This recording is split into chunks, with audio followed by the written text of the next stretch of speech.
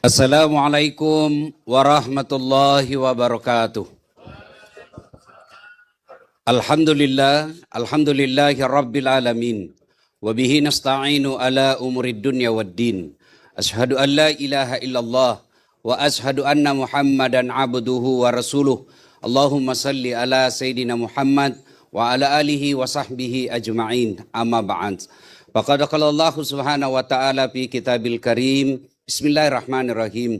Ya ayyuhalladzina amanu taqullaha haqqa tuqatih wa la tamutunna illa wa antum muslimun. Wahai orang-orang yang beriman, bertakwalah kalian kepada Allah dengan sebenar-benarnya takwa dan janganlah kalian mati kecuali dalam keadaan beragama Islam. Wa qala idzan bismillahirrahmanirrahim. Ya ayyuhalladzina amanu dkhulu fis silmi kaffatan wa la tattabi'u khutuwatis syaitan innahu lakum aduwwum mubin.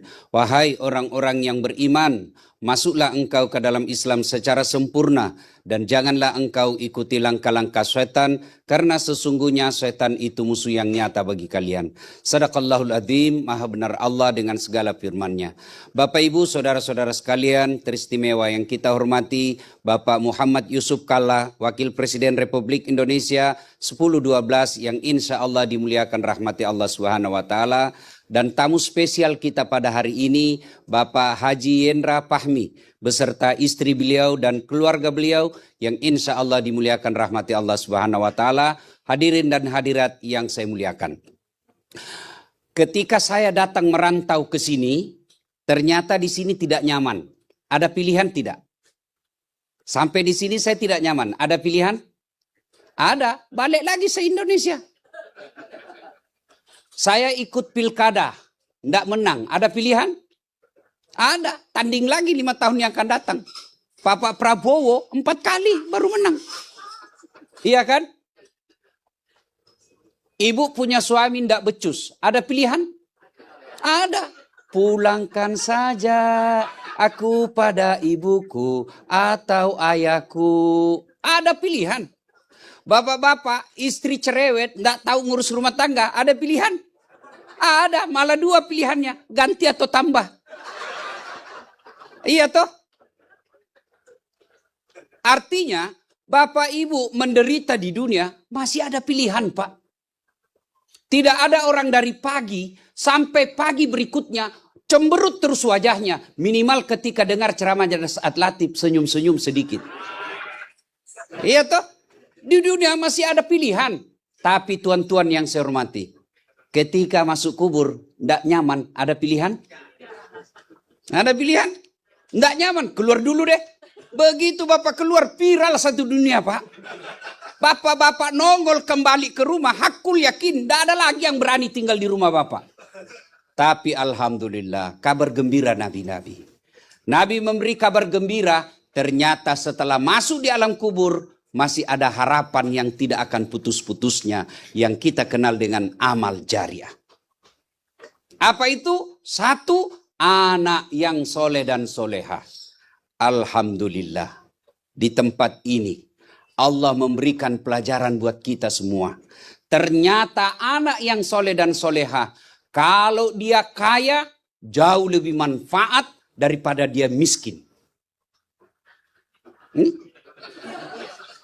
Ya ketawa, saya serius ini. Tapi biar kaya, kalau pelit, tidak ada gunanya Pak. Yang dibutuhkan soleh, kaya. Alhamdulillah pelajaran dari kita, Pak Yendra Fahmi hadir. Begitu dihargainya acara ini, dia hadirkan istri beliau dan anak-anak beliau. Karena biar Pak Yendra Fahmi mau, istri beliau tidak keluar ACC, tidak jalan urusan. Maka ini keluarga yang soleh dan soleha. Anak yang soleh dan soleha penting. Bapak Ibu punya anak pandai bahasa Inggris, hebat. Pandai bahasa Jepang, luar biasa. Tapi kalau tidak pernah berjamaah di masjid, tidak ada urusan Pak dengan Allah. Ada orang bilang hebat anaknya itu Ustaz. Kenapa hebat? Masih kecil pintar bahasa Inggris. Saya bilang kau pergi ke Melbourne. Anak-anak di sini baru kecil Pak sudah lancar bahasa Inggris. Memangnya kalau anak kita pandai bahasa Inggris, dia berdoa pakai bahasa Inggris? Oh my God, please help me my mother. Enggak juga Pak, pasti pakai bahasa Indonesia. Maka anak yang soleha seperti, ayah yang soleh seperti Pak Fahmi, alhamdulillah dibangunkan masjid. Saya bilang sama beliau, bayangkan Pak, harta Bapak triliunan. Tapi ini masjid, cucu cicit Bapak nanti datang merantau ke sekolah ke sini, beliau akan bangga berkata, itu Masjid Haja Yuliana, itu bapakku, nenekku, cucuku, kakekku yang dirikan. Ada orang kaya Pak, tapi apa yang didirikan? Hotel. Kalau hotel dipakai berzina, Bapak ikut bertanggung jawab. Ada orang kaya tapi yang dibangun apa? Tempat diskotik. Ini yang disebut harta yang tidak berkah. Alhamdulillah, ini pelajaran buat kita. Tuan-tuan berdoalah. Mudah-mudahan Allah belikan kita rezeki. Bisa juga membangunkan rumah buat orang tua kita. Satu. Yang kedua, amal jariah yang tidak ada putus-putusnya. Harta yang telah kita sedekahkan. Ini lagi, Pak Fahmi memang sudah dapat 2 bonus ini. Bapak-bapak, saya selalu bilang sama orang di Makassar, ibu-ibu. Ibu-ibu yang kaya tidak usah pakai emas asli. Pakai saja yang palsu. Kenapa? Biar palsu orang juga percaya asli. Coba kau istrinya Pak Fahmi pakai palsu. Dari Tanah Abang. Orang tidak percaya. Masa orang miliarder pakai palsu. Maka lebih baik pakai yang palsu, yang asli. Bawa pembangunan Masjid Haja Yuliana. Ibu-ibu juga yang miskin, tidak usah kau pakai yang asli. Biar asli orang juga tidak percaya. Tak kalah hancur nih toh. Dari mana dia dapat? Pasti palsu gitu. Lebih baik kita pakai yang palsu, yang asli, bawa ke Masjid Haja Yuliana. Ini yang disebut pandai menyikapi harta. Tuan-tuan yang saya hormati, puan-puan yang saya muliakan. Saya hakul yakin 99,999% Bapak datang ke sini untuk mencari dunia. Bohong kalau bukan. Tinggalkan Jawa, tinggalkan Sulawesi, tinggalkan Sumatera. Datang ke sini hampir bisa dipastikan 99% urusan dunia. Hanya satu yang datang urusan akhirat di sini. Pak Fahmi. Datang bangun masjid Pak. Sayang 1000 sayang. Kalau urusan dunia Bapak berani merantau. Yang dunia ini kata Nabi, wa mal hayatud dunya illa mataul hurur. Dunia ini hanya tipu daya sementara saja. Lalu kenapa kita berani meninggalkan tanah air kita, datang merantau ke sini padahal hanya perkara dunia yang sementara. Kenapa untuk perkara rantauan kita yang abadi dan pasti dan tidak kembali, itulah urusan akhirat. Lalu kenapa kita tidak mampu berderma untuk kehidupan akhirat kita? Tolong carikan saya Pak, orang yang bangkrut karena perkara bersedekah. Carikan saya orang yang pernah Bapak kenal kaya, bangkrut karena rajin sedekah. Wih, kaya sekali dulu itu Ustaz. Bangkrut sekarang, kenapa? Rajin sekali sedekah. Nggak ada Pak. Yang bangkrut gara-gara selingkuh. Diperas sama pacarnya. Kalau kau tidak transfer, share ini foto, viral ini. Nggak ada orang bangkrut gara-gara sedekah. Yang bangkrut gara-gara narkoba. Yang bangkrut gara-gara pilkada. Bahkan ada yang sampai gila. Tidak ada orang bangkrut gara-gara sedekah. Justru sedekah itu insya Allah memanjangkan umur. Dan insya Allah Allah ganti. Contoh. Ini supaya kita lebih yakin. Dan pelakunya ada semua di sini. Tanggal 8 bulan ini. Saya diundang ceramah milad 100 tahun Gontor. Selesai saya diundang ceramah, dikasih saya honor. Masuk setan. Ambil, jangan. Ambil, jangan. Ternyata saya berhasil mengalahkan setan. Saya sempat ambil Pak Fahmi. Sempat saya kasih masuk mobil. Tapi saya bilang gengsi juga, masa uang pondok saya ambil. Saya serahkan ke panitianya. Saya kembalikan. Sampaikan ke panitia, saya sudah terima, tapi ikhlas saya kembalikan. Sudahlah itu. Pulang saya bangga. Saya tiba bandara, saya tidak langsung ke istri saya. Saya balik kanan pulang kampung ke Pinrang. Ziarah kubur bapak saya. Di depan kubur bapak saya berbicara, Pak, alhamdulillah, saya baru saja ceramah di pesantren yang bapak sayang sekali waktu masih hidup. Gontor. Sekarang habis saya ceramah, Pak. Sudah itu saya bagi-bagikan sedekah ke jamaah masjid. Karena saya bangun juga masjid di kampung saya namanya Masjid Bani Abdul Latif. Saya bagi-bagi sedekah kepada semua jamaahnya. Pulanglah saya. Tanggal 16 saya ke Jakarta. Pagi-pagi saya traktir Pak Uceng. Ada di sini beliau. Di Yakun Kaya Menteng. Semua saya bayarkan. Kemudian lanjut makan coto. Semua saya bayarkan. Sore hari jam 5 saya telepon Pak Haji Fahmi. Pak Haji, saya mau ke rumah. Oke, tapi ada tamuku. Sebentar Ustadz ya, jam 8. Kenapa saya mau ketemu? Saya bawakan jalan kote untuk Ibu Hajadian. Saya bawalah coto kue khas Ujung Pandang, jalan kote.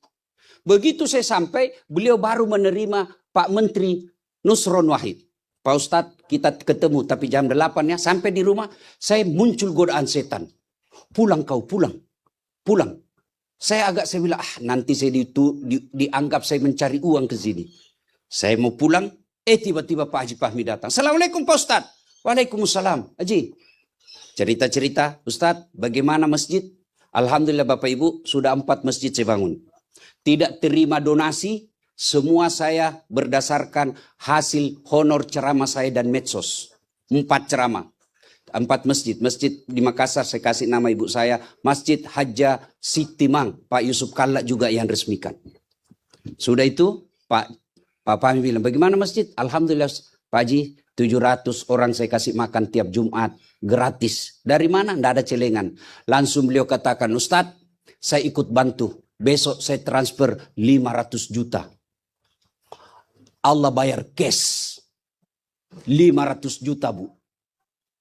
Allah ganti. Sebelumnya lagi, saya mau adakan lampu masjid.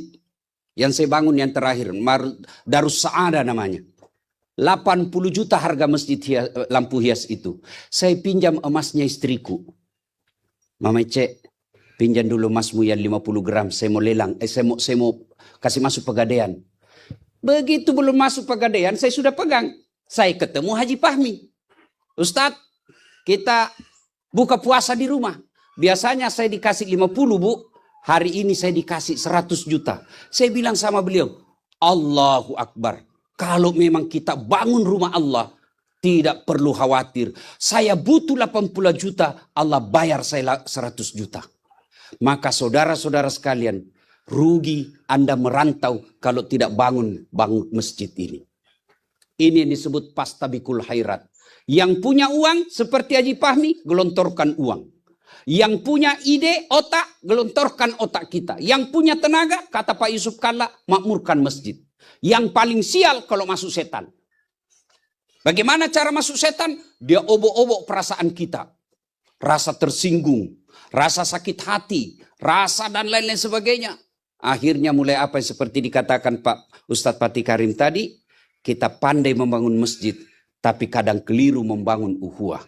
Dan biasanya yang mulai bertengkar kita pengurus masjid, masuk mazhab. Satu yang mengatakan boleh ini, satu yang mengatakan tidak ini, satu yang mengatakan ini. Bagi saudara-saudara pengurus masjid, mari kita jadikan masjid ini sebagai ladang amal, bukan untuk menanam jasa dan mau dikenang. Ladang amal. Kalau selama kita berpikir ladang amal, insya Allah ketersinggungan akan hilang. 2, sedekah jariah. Yang ketiga, ilmu yang bermanfaat. Ilmu yang bermanfaat inilah dakwah-dakwah. Jadikan masjid ini tempat untuk belajar anak-anak kita. Alhamdulillah, Allah hadirkan masjid ini untuk dijadikan dakwah. Mari, dakwah itu tidak mesti bilisan. Dakwah itu bisa jadi kita ngurus masjid, bersihkan toiletnya.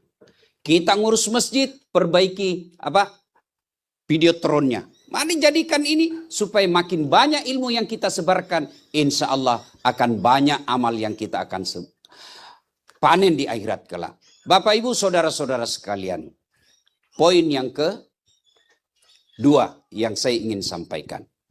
Percayalah, ada satu sahabat Nabi ketika masuk Nabi ke masjid, Nabi terpesona.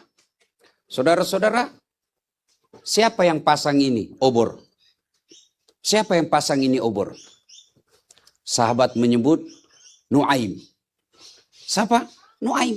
Oh ya, panggil dia. Dipanggillah dia. Ketahuilah saudaraku, kata Nabi, semua orang yang beramal di dalam masjid ini, kamu dapat pahalanya. Lalu sahabat ini berkata, ya Rasul, saya cuma pasang obor. Tapi ketahuilah, obor yang kamu pasang itu sehingga orang merasa nyaman untuk beribadah di tempat ini. Masang obor saja dapat pahala sebesar orang yang berjamaah di masjid. Apatah lagi sampai kita membangun masjid. Maka jangan sia-siakan tempat ini untuk berpastabikul khairat. Mari jadikan tempat ini berlomba-lomba mengambil kebaikan. Bapak Ibu saudara-saudara sekalian, inilah tausiah kita. Mudah-mudahan jadi amal jariah buat kita semua.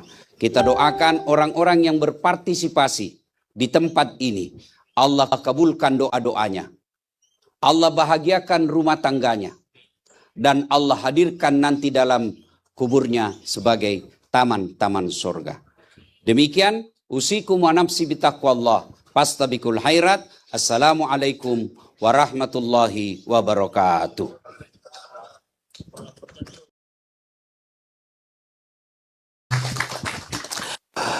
Untuk Ustadz Dasat sekalian kita tutup dengan doa ini. Jadi kita minta Ustadz untuk berdoa agar apa yang kita laksanakan hari ini nanti insya Allah berikan keberkahan dan kemudahan untuk rencana-rencana besar ke depan. Mohon Ustadz Dasat bisa membacakan sedikit doa untuk kita. Terima kasih. Bapak Ibu saudara-saudara sekalian, mari kita awali doa ini dengan mengirimkan suratul Fatihah kepada Rasulullah Muhammad SAW. Khasiat dan keutamaannya kita ikhlaskan untuk almarhumah Hajjah Yuliana. Al-Fatihah. A'udzubillahi minasyaitonir rajim. Bismillahirrahmanirrahim. Alhamdulillahirabbil alamin arrahmanir rahim maliki yaumiddin. Iyyaka na'budu wa iyyaka nasta'in. Ihdinas siratal mustaqim. Siratal ladzina an'amta 'alaihim ghairil maghdubi 'alaihim waladdallin. Amin. Allahumma ghfir lil mu'minina wal mu'minat wal muslimina wal muslimat al ahya'i minhum wal amwat.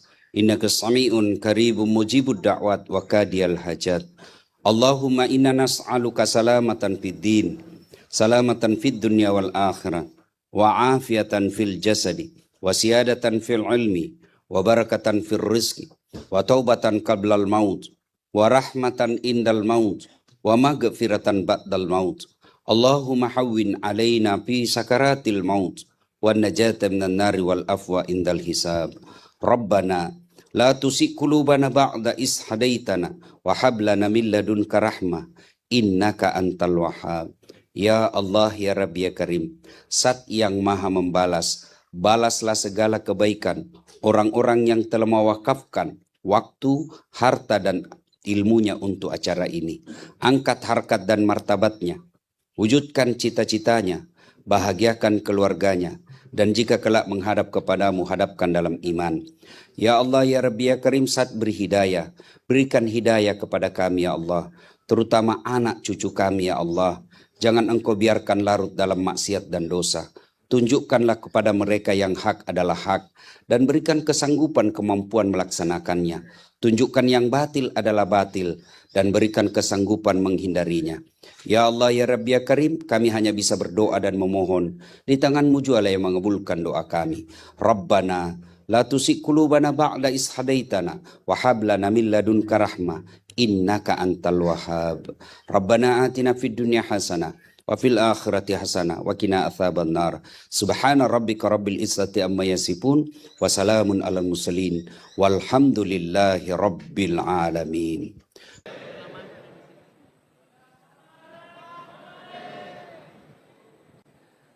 Assalamualaikum warahmatullahi wabarakatuh. Alhamdulillah, Alhamdulillahi Rabbil Alamin. Wabihi nasta'inu ala umurid dunya waddin. Ashhadu an la ilaha illallah. Wa ashhadu anna Muhammadan abduhu wa rasuluh. Allahumma salli ala Sayyidina Muhammad wa ala alihi wa sahbihi ajma'in. Amma ba'd. Bapak Ibu, saudara-saudara sekalian, teristimewa alim ulama, para guru, kiai, para habaib yang insya Allah dimuliakan rahmati Allah Subhanahu wa Ta'ala. Juga kita hormati para pejabat yang hadir di tempat ini, baik yang masih bertahan maupun yang sudah kembali karena urusan yang lain. Alhamdulillah. Bapak Ibu, saudara-saudara sekalian, jam 4 dini hari tadi, jam 4 tadi, ada 4 golongan manusia. Pertama, masih tidur, jam 4. Yang kedua, belum tidur, gara-gara nonton bola. Yang keempat, sudah bangun, nonton bola, kemudian datang di masjid. Kira-kira mana yang berkah? Mana yang berkah? Itulah orang yang hadir di masjid. Selalu kita bilang, ya Allah berikan saya keberkahan. Tapi kita tidak tahu mana itu berkah. Sama-sama melewati jam 4 subuh. Sama-sama hidup di Jakarta. Sama-sama umurnya. Tapi ada yang tinggal di rumah, tidur, ada yang datang di masjid. Itulah yang berkah hidupnya, yang datang di masjid. Andai saja dilihat pahalanya salat jamaah, kata Nabi, kamu akan datang meskipun kamu dalam keadaan merangkak. Coba kalau diumumkan sama gubernur di sini, siapa yang datang sholat subuh berjamaah, dikasih beras 50 kilo, saya yakin jam 10 malam sudah penuh masjid. Tapi karena pahalanya tidak kelihatan, maka hanya orang-orang yang dapat hidayah yang bisa datang ke masjid. Sampai di masjid pun macam-macam. Belum full, ada yang dapat 5, ada yang dapat 7, ada yang dapat 10. Yang dapat 5, kira-kira yang pegang handphone. Tidak serius dengar ceramah. Sudah dikasih tahu, masih juga dipegang HP-nya. Ayo Pak, alhamdulillah, itulah berkah. Berapa menteri di Indonesia? Berapa menteri di Indonesia sekarang? Banyak. Kalau saya tidak salah lebih 100. Iya. Tapi yang hadir untuk menemani kita sholat subuh, 1.